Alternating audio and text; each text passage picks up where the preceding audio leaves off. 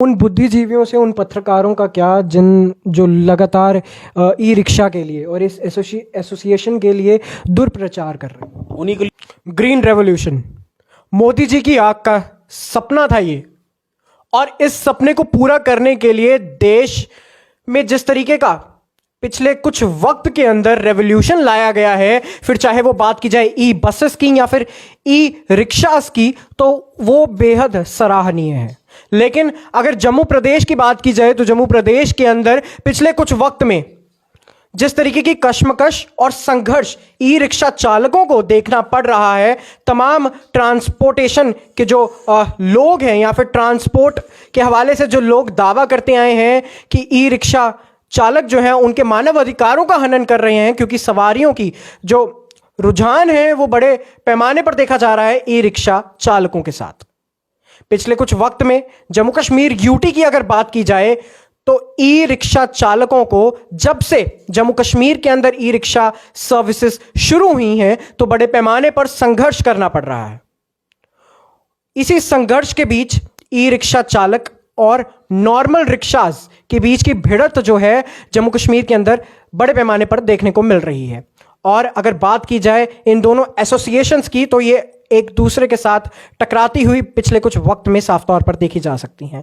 आज इसी मसले पर बात करने के लिए हमारे साथ मौजूद हैं ई रिक्शा एसोसिएशन के प्रधान गौरव कपूर जी। गौरव जी, बहुत बहुत स्वागत है अपना कीमती वक्त देने के लिए। Thank you so much. क्या कहना चाहेंगे सबसे पहले, पिछले कुछ वक्त में जिस तरीके से मैंने भूमिका बांधी कि मोदी जी की आंख का सपना था ये कि एक ऐसा रेवोल्यूशन लाया जाए देश के अंदर कि पेट्रोल जो है उसे उसकी कम से कम जो है खपत रहे और ई रिक्शास को जो है बढ़ावा मिले, ई सिस्टम को बढ़ावा मिले। देखिए सुनील जी, मैं आपको चैनल से ये चीज़ कहना चाहूँगा कि आने वाला जो वक्त है वो हर एक, चाहे गवर्नमेंट किसी भी कंट्री के अंदर हो, उसकी कोशिश रहती है कि अपने मुल्क को, अपने रियासत को, अपनी स्टेट्स को आगे की तरफ ले जाना। उसके में सबसे एक बेटर मूवमेंट ये हुआ था कि जो हमारे फ्यूल जो हम लोग कंज्यूम करते हैं, आने वाले टाइम में जिस हिसाब से आपने देखा अरब कंट्रीज़ में भी आस्ता आस्ता वो लोग भी, जो फॉरेन कंट्रीज़ कुछ थी जो बिल्कुल फ्यूल को बेच के अपना कंट्री चलाती थी, वो भी अब फ्यूल को हटाकर वहाँ पे और अपने रोज़गार बना रही है कि कल जब फ्यूल की जब कमी हमारे यहाँ हो जाए लेकिन हमारी जो कंट्री है वो चलती रहे, किसी और डेवलपमेंट के नाम पे चले। उसी तरह जम्मू कश्मीर और अगर मैं इंडिया की पहले बात करूँ तो इंडिया के अंदर भी एक सेंट्रल गवर्नमेंट का एक ड्रीम था, क्योंकि आने वाला वक्त जो है वो आस्ता आस्ता आपको पता है कि फ्यूल जो है कंजम्पशन जिस हिसाब से होती जा रही है, कहीं ना कहीं फ्यूचर में उसकी कमी जो है वो आएगी। तो उस चीज़ को देखते ही पहले गवर्नमेंट ऑफ इंडिया ने एक ड्रीम लाया कि ओवरऑल इंडिया में आपने देखा होगा इलेक्ट्रॉनिक्स गाड़ियों का, ई गाड़ियों का जो कल्चर है वो स्टार्ट शुरू से ही था। और अभी आप देखें कि आप किसी अभी इस वक्त अगर मैं जम्मू कश्मीर की बात करूं तो जम्मू कश्मीर के अंदर इलेक्ट्रॉनिक्स गाड़ियां तक आ गई हैं। ऐसे ही करते करते एक ड्रीम देखा गवर्नमेंट ऑफ इंडिया ने जिसको बोलते हैं ग्रीन कॉरिडोर ड्रीम, के जिसके अंदर एक पोल्यूशन फ्री इन्वायरमेंट जो है वो हर स्टेट के अंदर बने, ताकि लोग पोल्यूशन की वजह से जिन लोगों को बीमारियां होती हैं कम से कम वो इस बीमारियों से बचे।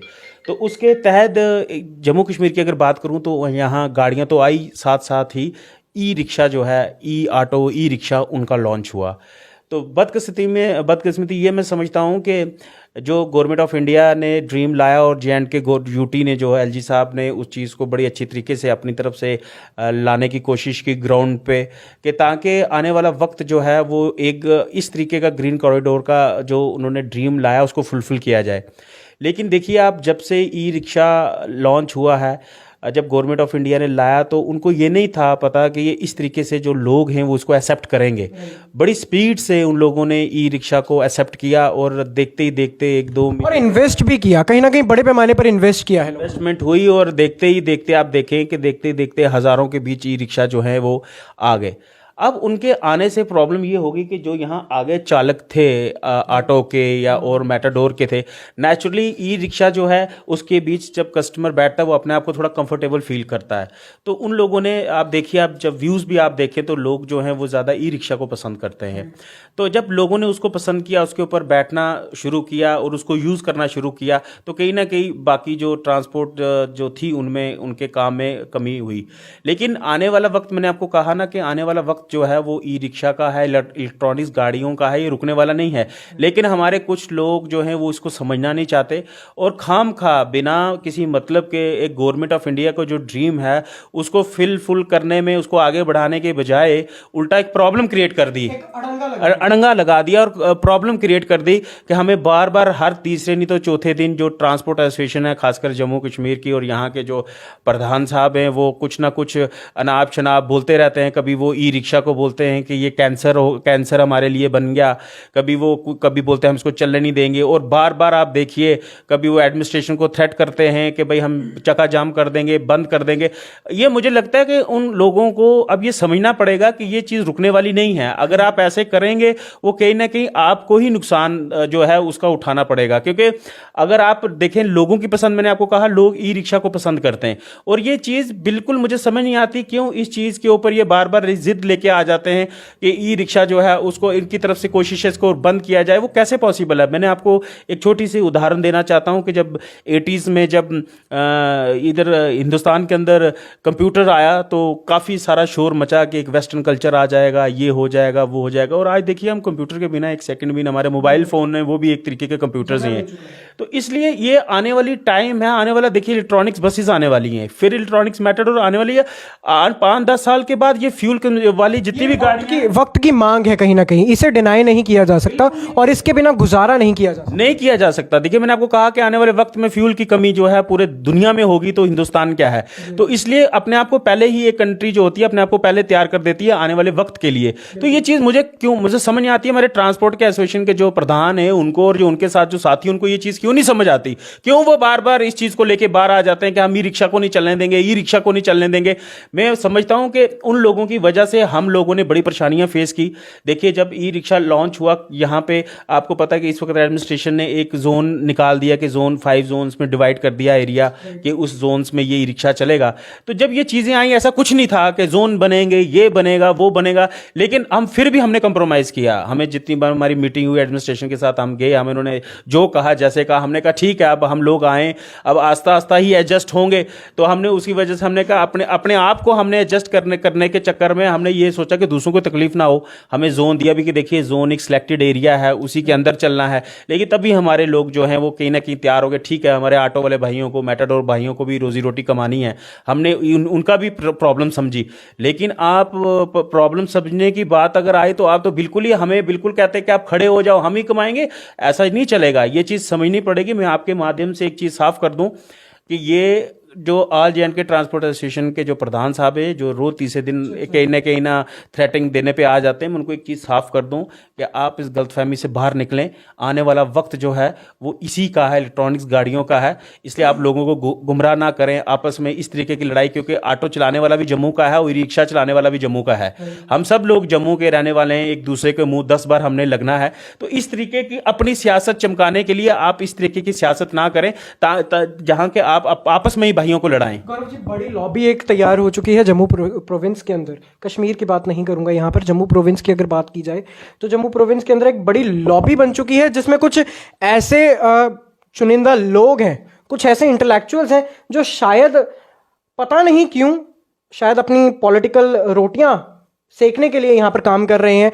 कुछ पत्रकार हैं इसमें, कुछ ऐसे तत्व हैं जो ई रिक्शा चालकों को कहीं ना कहीं हरास कर रहे हैं। Right from the day one जब लाइसेंस की बात की जा रही थी, लाइसेंस वैलिड नहीं रहेगा, कोई भी चला सकता है, इसके लिए ये कहा गया था। फिर उसके बाद लाइसेंस को मैंडेट कर दिया गया, उसके बाद कई अन्य चीज़ें थी। अब ये तक कहा जा रहा है कि रेट में कुछ प्रावधान लाए जाएंगे। तो क्या कहें? मैंने आपको कहा ना कि कई लोग जो हैं वो शायद डाइजेस्ट नहीं कर पा रहे, और मैं मानता हूं कि वो जो पत्रकारों की एक बड़ी इंपॉर्टेंट जिम्मेवारी है कि वो कुछ बुद्धिजीवी ऐसे, बिल्कुल कुछ बुद्धिजीवी भी हैं, कुछ पत्रकार भी हैं जिन लोगों को ये समझना चाहिए कि जो फ्यूचर आने वाला वक्त है उस वक्त के उसको कैसे लेके आगे आना है, उसको आगे ले जाने में मदद कैसे करनी है, ना कि इस तरीके का करना कि आप दिखाएं कि ये चीज़ कोई गलत है या वो है।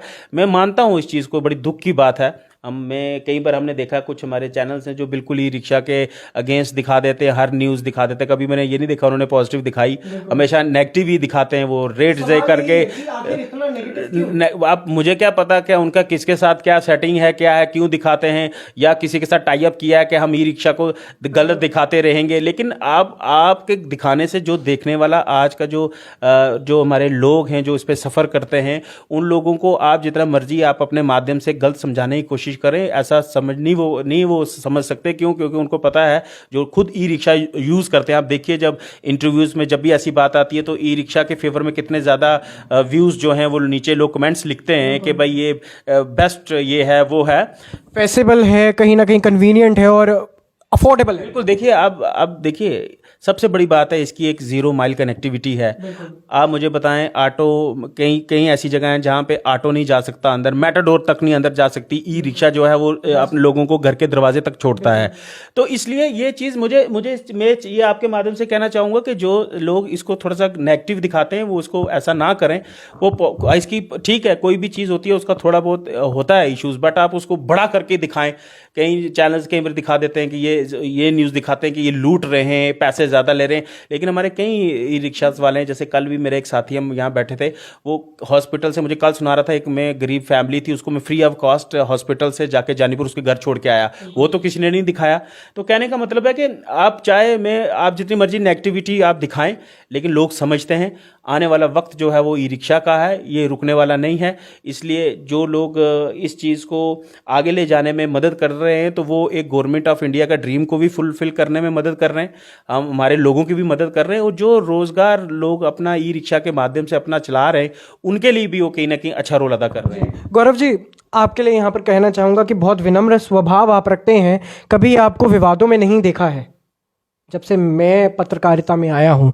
तो आज ये कहना चाहूँगा, पूछना चाहूँगा आपसे, मैं नाम नहीं लूँगा, ट्रांसपोर्ट अध्यक्ष जो हैं, जो बार बार आपका नाम लेकर आपको जो है कहीं ना कहीं पुश कर रहे हैं विवादों में, उनके लिए क्या कहना चाहेंगे? क्या अपील करना चाहेंगे या आक्रोश है उनका? देखिए, मैंने एक चीज़ क्लियर कर दी है साफ, ई रिक्शा का वक्त है, आने वाला वक्त, उसमें कोई भी शक्ति या कोई भी ताकत उसको रोक नहीं सकती। आप जितना मर्जी फॉल प्रोपेगेंडा चलाएं, उससे कोई फ़र्क नहीं पड़ता। हमारी जो यूनियन है, जितने लोग हमारे साथ जुड़े हैं, कल आपने देखा कि हमने एक ग्रीन बेल्ट पार्क में एक प्रोग्राम किया जिसमें कई 100 के हिसाब से वहाँ ई रिक्शा चालक और ऑनर्स आए। हम एडमिनिस्ट्रेशन के साथ 1 to 1 हैं, जो वो हमें जिस तरीके की गाइडलाइन देती हैं तो हम उस हिसाब से अपने लोगों को समझा के हम चलाने की कोशिश कर रहे हैं। आपके माध्यम से एक चीज़ और कह दूंगा कि जितने मेरे साथी रिक्शा चला रहे हैं वो अपने डॉक्यूमेंटेशन पूरे रखें। एक इसके लिए लाइसेंस जो है वो बिल्कुल अलग लाइसेंस है, जो बाकी लाइसेंस है वो इसके लिए नहीं वैलिड है। जो आप लाइट मोटर व्हीकल और हैवी मोटर व्हीकल वो वैलिड नहीं है, इसका ई रिक्शा का अपना ही लाइसेंस है। आप इसका ट्राई का जो अपना लर्नर का भरें, उसके बाद अपनी ट्राई देके अपने लाइसेंस बनवाएं। जो डॉक्यूमेंटेशन है वो आप अपनी पूरी रखें ताकि आपको सड़क पे चलते किसी परेशानी का जो है सामना ना करना पड़े। बाकी मैं उन लोगों को आपके माध्यम से ये कह दूं कि ई रिक्शा के जो लोग हैं वो बेचारे गरीब हैं, अपनी दिहाड़ी लगाते हैं, उनको चुप करके अपनी दिहाड़ी लगाने दें, उनको आप परेशान ना करें। कहीं ना कि अगर आप उनको परेशान करने की कोशिश करेंगे तो फिर आप भी अपनी परेशानी के लिए फिर आप भी तैयार रहें। और जाते जाते एक आखिरी प्रश्न है, उन बुद्धिजीवियों से, उन पत्रकारों का क्या जो लगातार ई रिक्शा के लिए और इस एसोसिएशन के लिए दुष्प्रचार कर रहे हैं? उन्हीं के लिए ये कहूँगा परमात्मा उनको सद्बुद्धि दे और वो लोग एक पॉजिटिव रोल अदा करें, क्योंकि गवर्नमेंट ऑफ इंडिया अगर इस तरीके का ड्रीम लेके आई है तो सोच समझ के ही लाई है और ये फ्यूचर में हमारे सभी लोगों के लिए एक बेटर है। आप देखिए कि हमारे छोटे बच्चे खासकर जो हैं वो एलर्जिक कितने ज़्यादा हैं और उसका मेन रीज़न पॉल्यूशन रहता है। तो आने वाला टाइम में अगर हम पॉल्यूशन फ्री अपनी रियासत को बना सकें, हमारे लोग जो हैं स्वस्थ रहेंगे, हमारी जो जनरेशन है आने वाली वो स्वस्थ रहेगी। इसलिए आप लोग वो रोल ना अदा करें, क्योंकि मैं आपको कहूँगा कि आप जितना नेगेटिव दिखाएंगे आप अपनी ही इमेज से नीचे, अपनी नज़रों में, लोगों की नज़रों में आप नीचे गिरेंगे। बाकी आपके नेगेटिव दिखाने से कुछ नहीं होगा। ई रिक्शा जो है वो चलेगा और आने वाले टाइम में हज़ारों के हिसाब से और आएगा। और इस रियासत में मैं उम्मीद करता हूं कि इलेक्ट्रॉनिक वक्त आए ताकि हम सबसे पहली एक रियासत जम्मू कश्मीर की बने जो एक पोल्यूशन फ्री रियासत बन पाए। हिंदुस्तान के अंदर एक वक्त था जब पत्रकारिता को